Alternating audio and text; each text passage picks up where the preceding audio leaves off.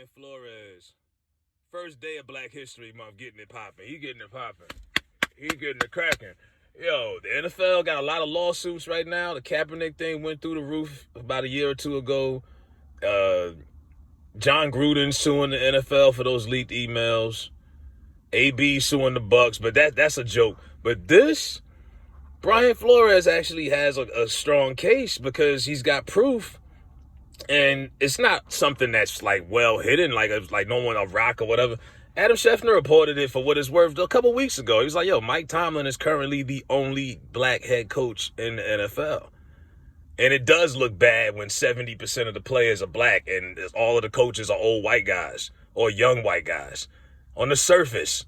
You know what I mean? Now, I don't believe a coach should be hired just because he's black. I mean, in this case, Brian Flores is a good coach who just happens to be black.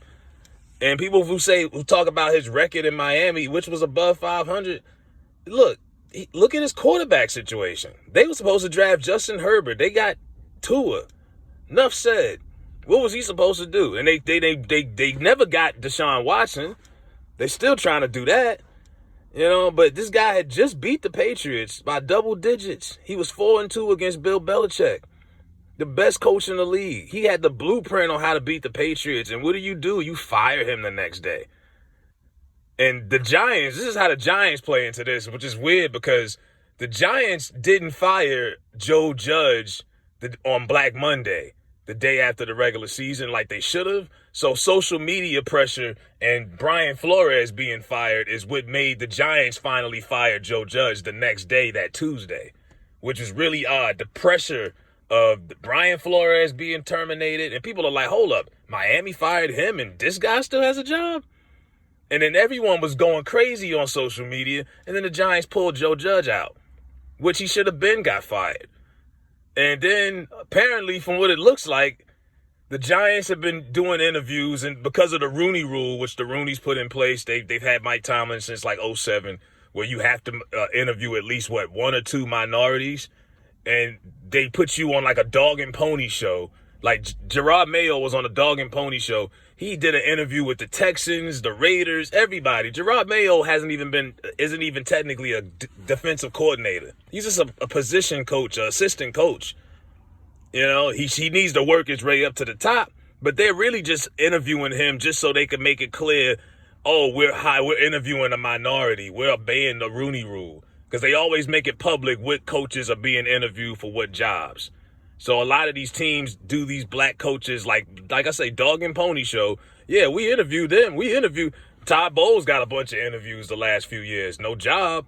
Eric Bieniemy, Leftwich, a lot of these cats. Now, Leftwich turned down Jacksonville, so that's not a good example. But, you know, this is all just for show a lot of times. And apparently the Giants interviewed Brian Flores a week or two ago. And they were going to hire him because apparently he's got proof that Bill Belichick, his former head coach, who he worked with, congratulated Brian Flores on the Giants job as if he knew Brian had got the job. Because apparently, I guess it was well known that they were going to hire him. And then they pulled the rug under and they hired, I believe, Brian Gable or Doyle, whatever, the offensive coordinator for the Buffalo Bills. Buffalo lost last Saturday, and then they went and snatched up their offensive coordinator and hired him the other day. And Brian Flores is like, wow, like slap in the face. That's what y'all doing? So now he's like, okay, I'm about to sue the NFL for racism. And he's got a lot of people like, yo, I've never liked Roger Goodell. Roger Goodell he works for these owners, but Roger Goodell has not done any real work as far as changing the culture in the NFL and that system at all. Brian Flores getting the cracking on Black History Month. First of the month, he getting the cracking. He ain't playing. Did a press conference and all, and he said, look, I'm risking what I do for a living. I might not never get another coaching job. You know who will probably hire him again? Belichick. Bet you Bill will let him be his defensive coordinator. He needs one. He's 70. I'd bring him back. Hell, I'd make him maybe he can make him, succession coach. like I say, that's probably the best thing he can do at this point is go back and work with Bill. Because, yeah, the other 31 coaches, they not going to mess with him. You know? And he should have threw Miami under the bus. I still can't believe that. When they broke that news, everybody was like, what? Like, y'all should be ashamed, man. Y'all deserve, the Fish deserve to lose for the next 12 years for what they did to Brian Flores. On some, until you do to me, what's the shit she said? Everything done to you, already done to me. That Color Purple shit, man. They deserve it. But Brian Flores has a point. You know, and that's what the Giants did. Like I say, that's allegedly what the Giants did. Allegedly, the Giants offered him, had basically told him, look, this is your job. And then they pulled the rug under his foot and they hired, you know, the Buffalo Bills coordinator. And Brian Flores is like, what the fuck? Now, they have every right to do that, you know, and I get why they kind of went that way because they got Daniel Jones and they need an offensive coach, I guess they feel like, to sharpen up their quarterback because they're about one more year of finally giving up on Daniel Jones. Danny Dimes, whatever.